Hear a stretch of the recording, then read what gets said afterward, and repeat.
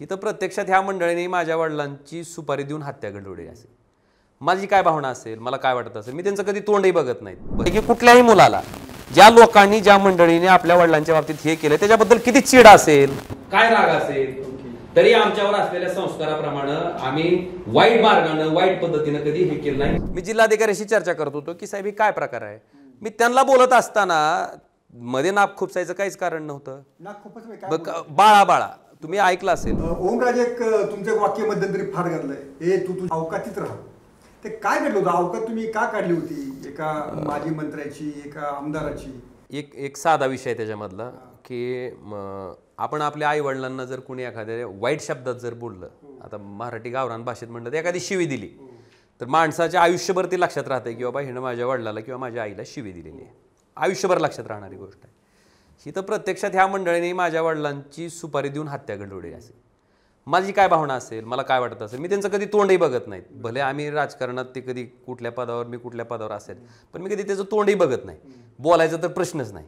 बरं, बोलायचं काही कारणही नाही.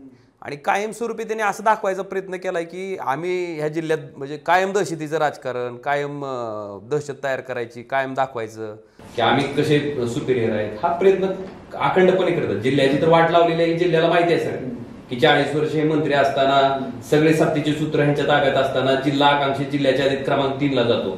महाराष्ट्रात सगळ्यात जास्त शेतकऱ्याच्या आत्महत्या होणारा म्हणून जिल्हा ओळखला जातो.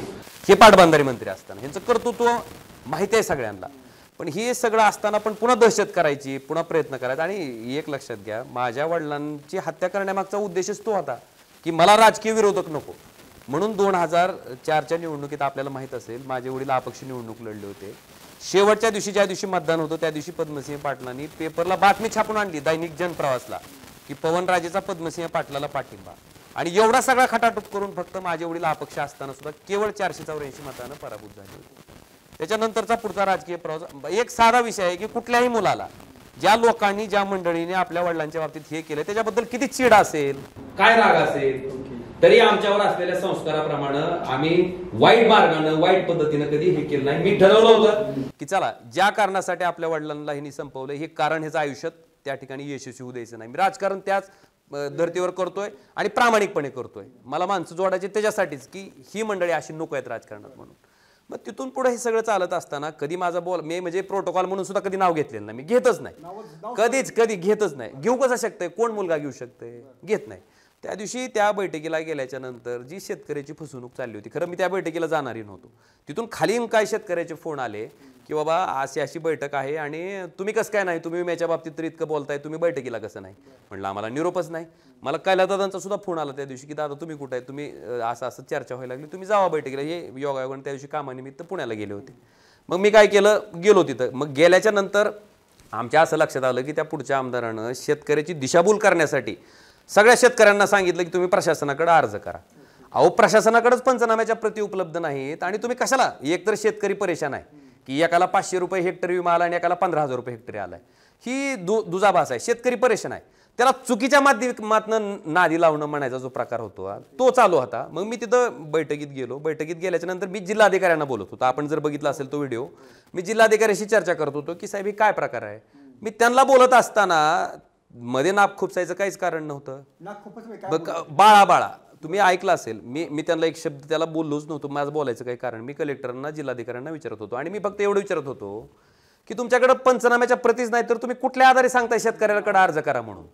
मग ते उघडं पडत होतं. मग बहुतेक ते उघडं पडल्यामुळे त्यांना राहवत नव्हतं म्हणून त्यांनी अशा पद्धतीनं हीन पद्धतीनं जे हिणवलं बाळा. मला काय ते पटलं नाही.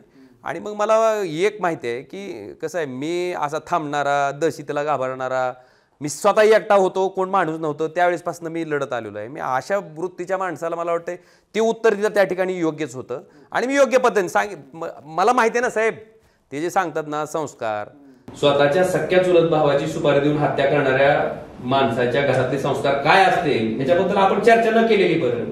त्यांनी मला कशाला सांगायचं संस्कारावर. पण एवढंच सगळं करून परत माझ्याबद्दल जर असं बोलत असेल तर मी कसं ऐकून घेईन. मला वाटतं मला जे समजत होतं, मला जे कळलं त्या भाषेत मी त्यांना त्याचं उत्तर दिलं आणि मला वाटतं त्यांनाही समजलं असं. ही पद्धत नाही. आणि मला आपल्याला सांगायचंय की आता ठीक आहे, ती काळ गेला, दहशत होती, तुला बघतो, तुला करतो, तुझं हे दाबून तुझं तिथं अडवणूक करीन, लोक आता तसं यायला घाबरत नाही.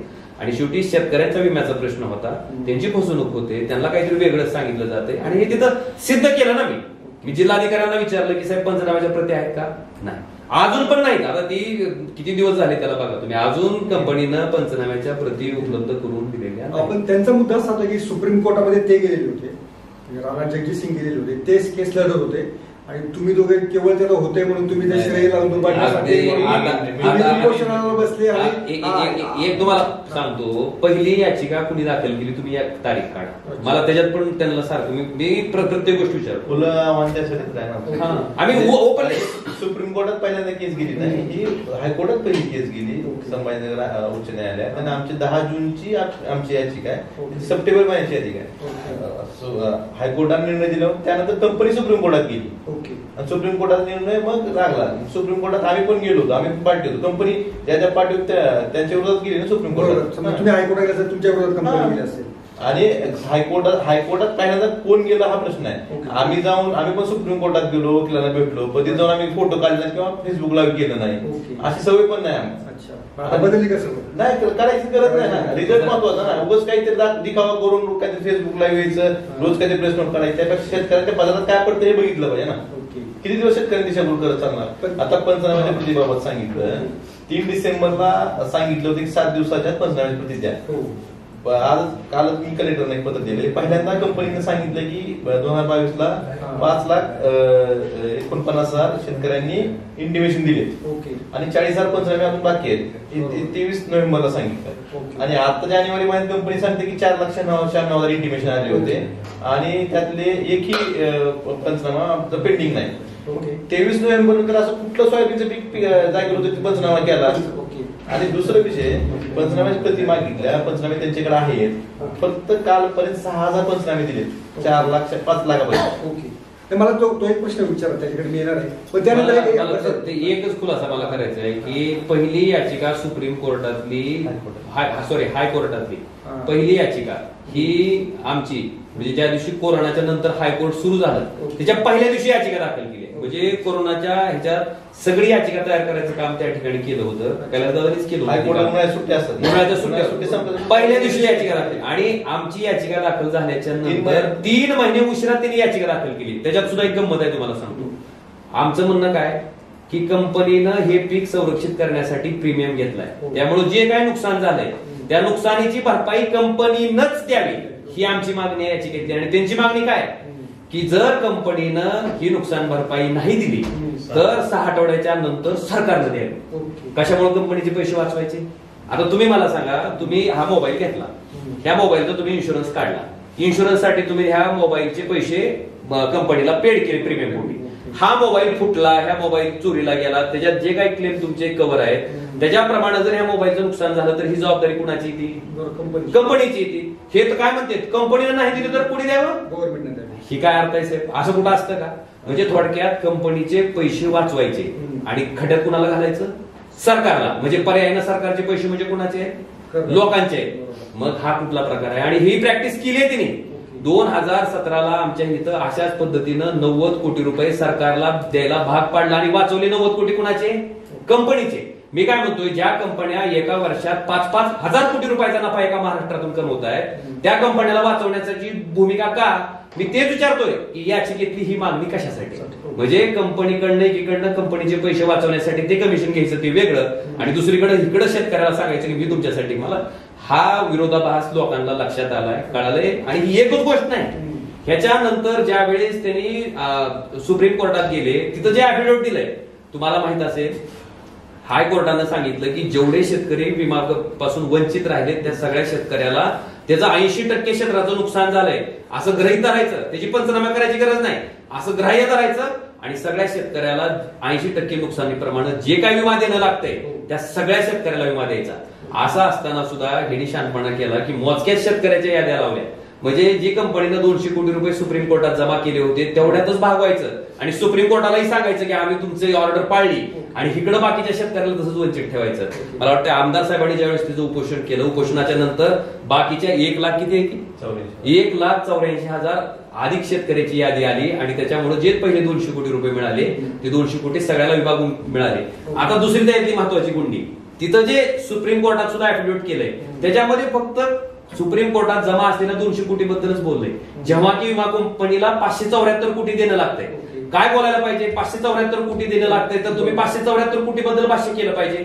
त्या ऍफिडेव्हिट मध्ये फक्त 200 कोटी बद्दल बोललं गेलंय, उर्वरित 374 कोटी बद्दल एक शब्दही काढला नाही.